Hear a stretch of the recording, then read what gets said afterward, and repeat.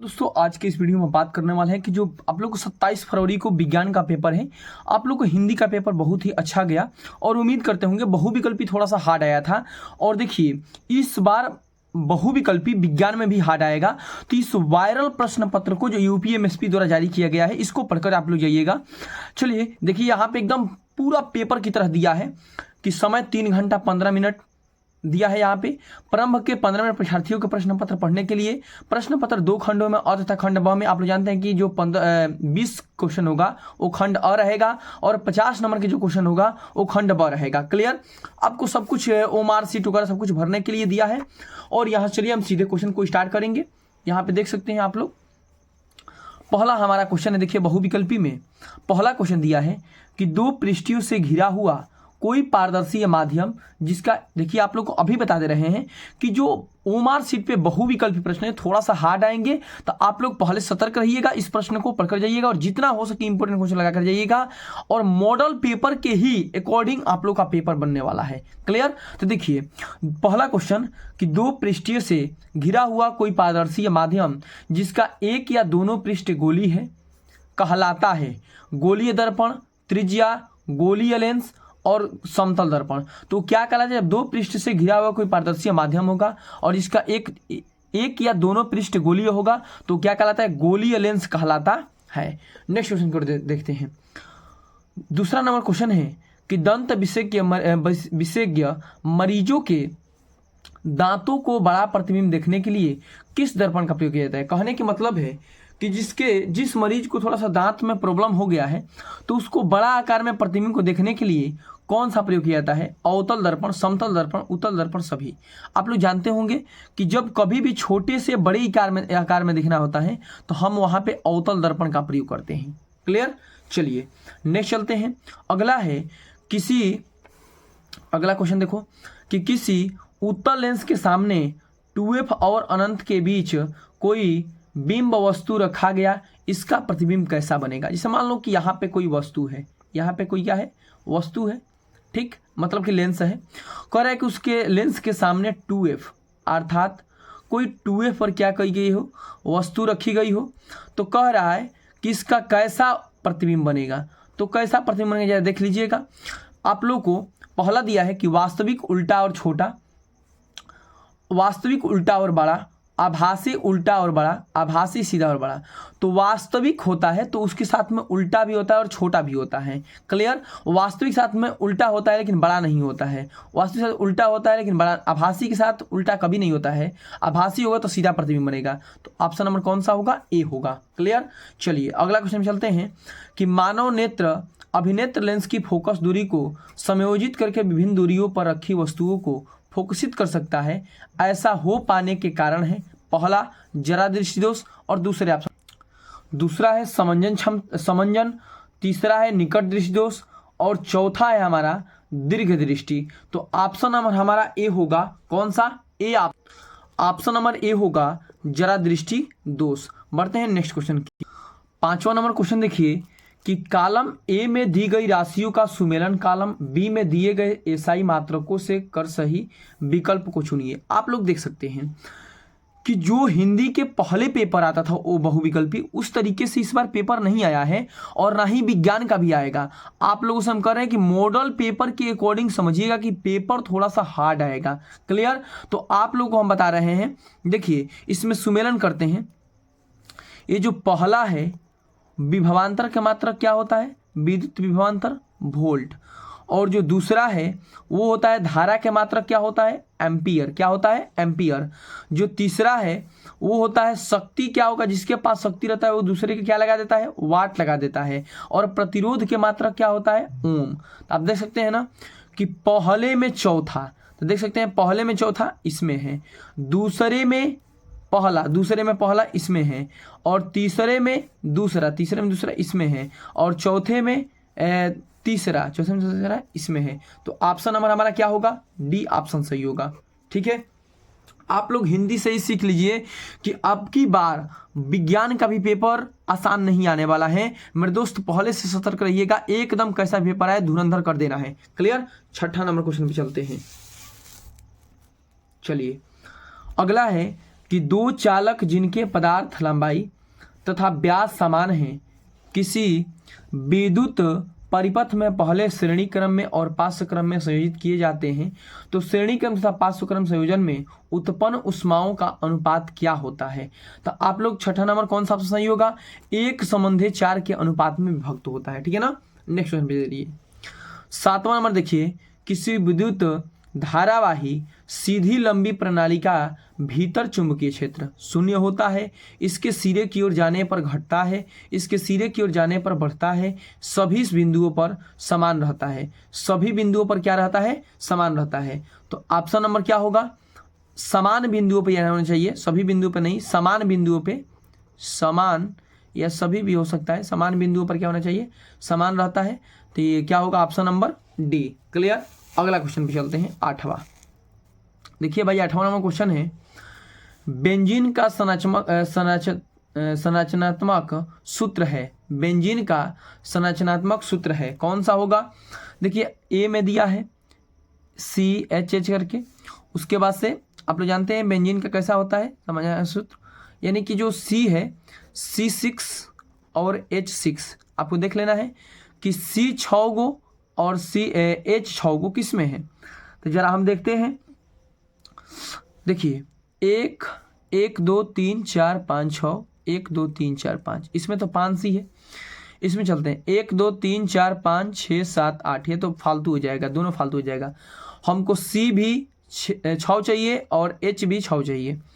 1 2 3 4 5 6, 1 2 3 4 5 6 सही है। ये ऑप्शन थोड़ा सा लग रहा है, इसमें गिनते 1 2 3 4 5 6 7 8, ये भी गलत है। तो ऑप्शन नंबर हमारा कौन सा सही होगा, C, क्योंकि बेंजीन के लिए C6 और H6 होता है। नेक्स्ट प्रश्न पे चलते हैं। 9 नंबर क्वेश्चन है, निम्नलिखित में से समजातीय श्रेणी है। पहला है CH4 तथा C2H6, CH3OH तथा CH3COOH, C2H6 तथा CH3OH, CH3OH, C2H OH। समजातीय श्रेणी में जानते हैं कि जिसका सामान्य सूत्र और क्रियात्मक समूह दोनों एक जैसा हो। देखिए इसमें H4 है तो इसमें H6 है, OH है OH समूह है तो इसमें COOH है, मतलब ऑल है तो इसमें मतलब OH समूह है, ठीक है। इसमें H6 है तो इसमें OH है, लेकिन इसमें भी OH है तो इसमें भी OH है। समजातीय श्रेणी का मतलब क्या होता है, इसका सामान्य सूत्र और क्रियात्मक समूह दोनों क्या हो, समान हो। तो इस चौथे नंबर का और चौथे और पहला ये दोनों ऑप्शन सही होगा। तो ऑप्शन नंबर हमारा इसमें से कौन सा होगा, जो देखिए यहाँ पे ये वाला दूसरा और चौथा, इन दोनों का क्रियात्मक समूह क्या होगा, सामान्य सूत्र क्रियात्मक समूह क्या है, समान है। तो इसलिए हमारा कौन सा, इसमें थोड़ा सा दिक्कत है, रुक जाओ 1 सेकंड रुक जाओ। जो पहला है, पहला और चौथा दोनों के सामान्य सूत्र और क्रियात्मक समूह समान है, इसलिए हमारा पहला और चौथा अर्थात बी ऑप्शन क्या होगा, करेक्ट होगा। ये दूसरा और तीसरा दोनों ऑप्शन क्या होगा, और रॉन्ग हो जाएगा। तो आपका ऑप्शन नंबर कौन सा होगा, बी होगा। आप लोग देख सकते हैं भाई इसमें क्वेश्चन बहुत आसान नहीं है, बहुत टफ कहा जाता है। इस तरीके से 10वीं में क्वेश्चन कभी नहीं पूछा है, ठीक है ना, आप लोग ध्यान रखिएगा। पृथ्वी की भूपरपट्टी में प्रकृति रूप से पाए जाने वाले तत्वों की यौगिक को कहते हैं।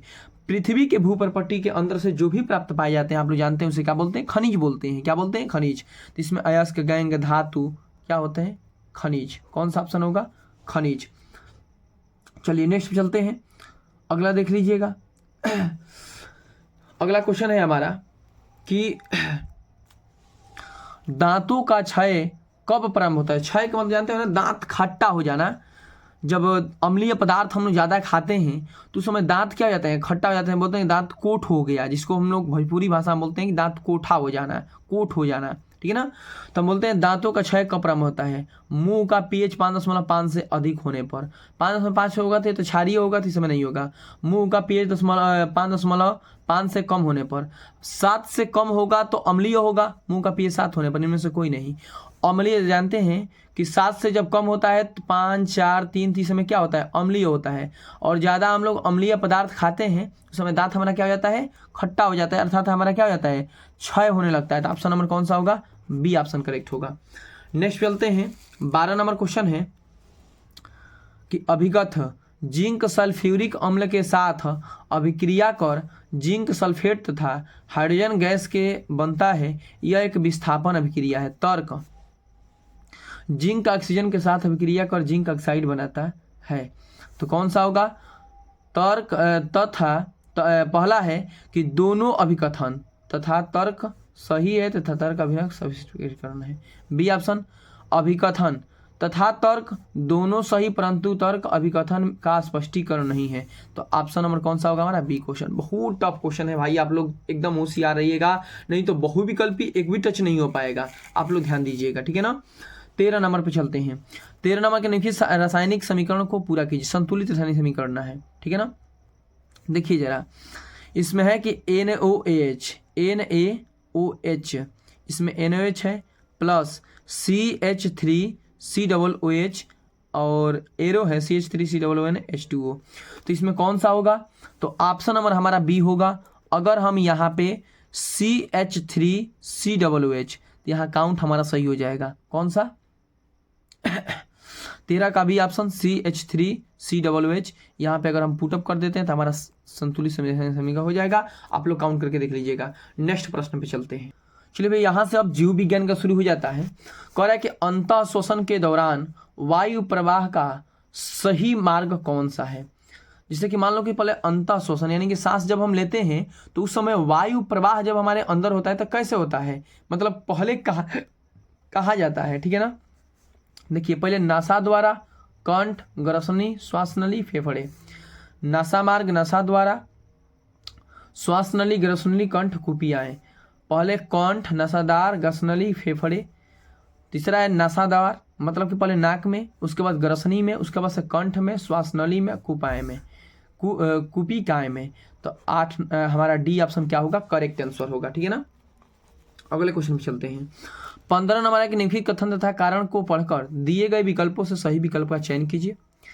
कथन, पिता से प्राप्त क्रोमोसोम से बच्चे के लिंग का निर्धारण होता है। कारण, मानव पुरुष में X और एक Y गुणसूत्र होता है। कथन और कारण सत्य है और कारण कथन की सही व्याख्या करता है। कथन और कारण दोनों सत्य है परंतु कारण कथन सत्य है।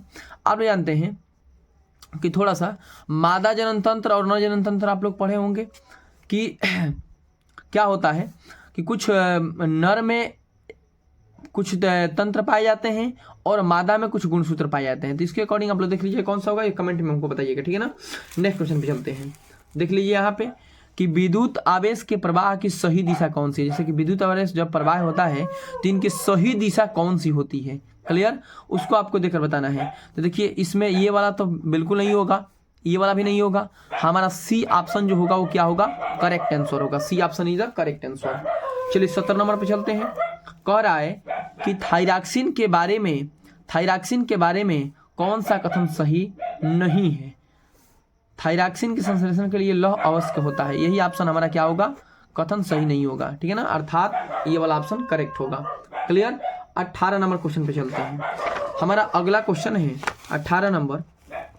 देख लीजिए जरा कि निम्नलिखित चित्र में भाग A, B तथा C किस क्रम में होते हैं।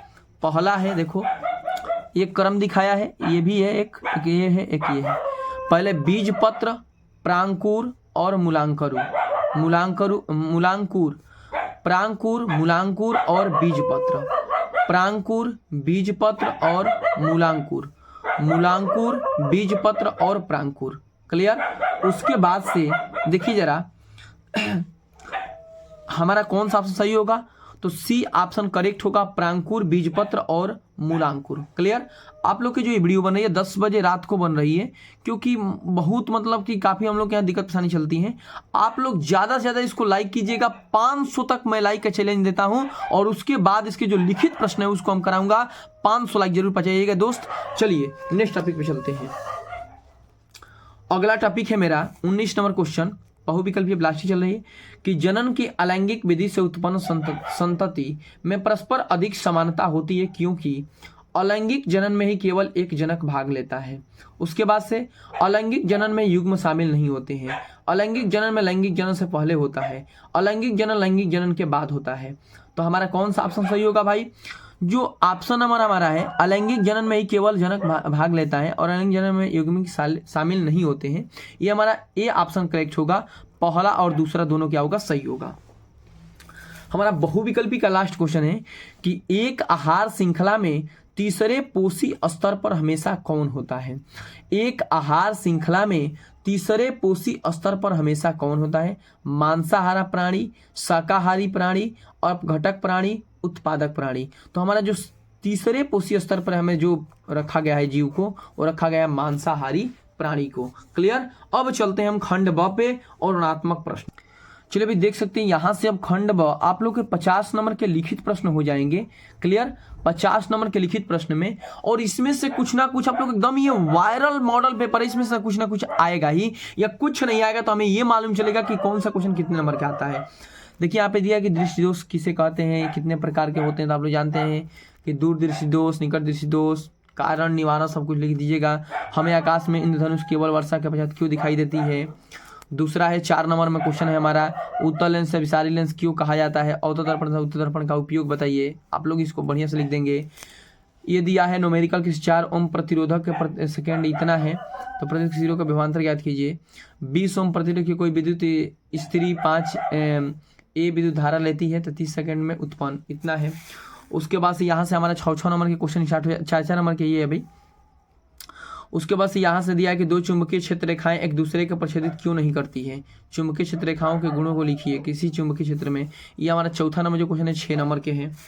अथवा में करके दिया है फ्यूज तार विद्युत साधित्वों के बचाव किस प्रकार करता है, ठीक है ना। उसके बाद से धारावाही प्रणाली का उपयोग द्वारा किन अवस्थाओं में अस्थायी विद्युत चुंबकीय प्राप्त किया जाता है। परिपथ आरेख खींचकर उत्तर की पुष्टि कीजिए। उसके बाद से उपखंड ख में, अर्थात वो जो था वो मतलब कि कुछ फिजिक्स के था। अब यहाँ से उपखंड में देखते हैं किस चीज़ का आता है। निम्नलिखित अभिक्रियाओं को संतुलित समीकरण कीजिए, अर्थात ये केमिस्ट्री का है। और ये भी देख सकते हैं 1 2 3 4 नंबर की ये भी आता है। तनु सल्फ्यूरिक अम्ल दानेदार जिंक के साथ अभिक्रिया करता है। तनु हाइड्रोक्लोरिक अम्ल मैग्नीशियम पट्टी के साथ अभिक्रिया करता है। नाइट्रोजन हाइड्रोजन गैस के संयोग करके अमोनिया बनता है। हाइड्रोजन सल्फाइड गैस का वायु में दहन होने पर जल एवं सल्फर डाइऑक्साइड बनता है। ये देख लीजिएगा जरा। अगला हमारा है 6 नंबर में कि सहसंयोजी अबंध किसे कहते हैं। सहसंयोजी अबंध के 2 लक्षणों को लिखिए। निम्नलिखित यौगिक यूपीएससी नाम लिखिए। यूपीएससी नाम आप लोग को हम बताए हैं कैसे होता है। उसके बाद ये देख लीजिए, कठोर जल को साबुन से उच्चरित करने पर झाग के निर्माण को समझाइए। ये भी 6 नंबर के हैं। अगले प्रश्न पे चलते हैं। उसी में हमारा अथवा में देता है केमिस्ट्री में ही। निम्नलिखित पर टिप्पणी लिखिए। विकृत गंधिता है, रेडॉक्स है, स्टीरीकरण है। आप लोग इस टॉपिक के बारे में जानते होंगे। अब हमारा उपखंड अर्थात ग आता है जीव विज्ञान से। जीव विज्ञान में दिया है कि जैव निम्नीकरण और गैर जैव निम्नीकरण पदार्थों के बीच अंतर बताइए, इनके उदाहरण दीजिए। 4 नंबर में है। अगला निम्नलिखित चित्र में अंतःस्रावित ग्रंथियों को नामांकित चित्र बनाइए। इसमें देख लीजिए आपको चित्र बनाना है और कुछ नहीं लिखनी है। ये भी 4 नंबर के हैं। अगले क्वेश्चन पे बढ़ते हैं 10 नंबर। निम्नलिखित गद्यांश को पढ़कर प्रश्न को उत्तर दीजिए। क्या दिया है जरा देखो, कितना पेपर हार्ड बनाया है भाई, बहुत हार्ड है। हमारे अकॉर्डिंग जब हार्ड है तो आपके अकॉर्डिंग कितना हार्ड होगा समझ सकते हो आप लोग। हिंदी के भी पेपर कुछ भी कहो मेरे दोस्त, हिंदी के पेपर लिखित में तो बहुत बढ़िया आया था, लेकिन बहुविकल्पी क्वेश्चन बैंक से भी बाहर बना दिया था। इसलिए हम करें कि आप लोग अत्यधिक मात्रा में अपने पढ़ाई पर ध्यान दीजिए ताकि ये बाहर ना जाए। निम्नलिखित गद्यांशों को पढ़कर उत्तर दीजिए। ये भी 4 नंबर के हैं। कह रहा है कि इसकी व्याख्या इस निहित की मानव की गुणसूत्रों को, इसको पढ़ लीजिएगा जरा। हम 11 नंबर क्वेश्चन पे चलते हैं कि मानव आहार नाल के आरेख बनाइए और उसमें निम्नलिखित भागों को नामांकित कीजिए। मुख्य ग्रसिका, आमाशय तथा छोटी आंत। आहार नाल के बारे में लिखनी है और सभी को फिगर भी बनानी है। या अथवा स्त्री केसर के स्वच्छ एवं नामांकित आरेख बनाइए तथा उसमें परागनली की विधि और बीजाणु उसके प्रवेश करते हुए दिखाइए। क्लियर। इस टॉपिक को पूरा आप लोग तैयार कर लेना है क्योंकि यूपीएमएसपी द्वारा मॉडल पेपर जारी किया गया है, बहुत वायरल पेपर है। इसको तैयार कर लीजिएगा। हम उम्मीद करेंगे कि पेपर में इसमें से क्वेश्चन जरूर आएंगे। जय हिंद, जय भारत। मिलते हैं नेक्स्ट वीडियो।